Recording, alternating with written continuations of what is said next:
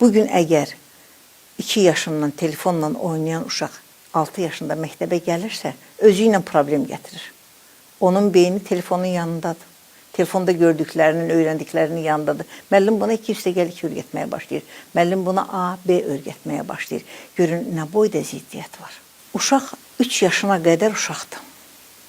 3 yaşından sonra o uşağın düşüncəsi inkişaf eləməyə başlayır.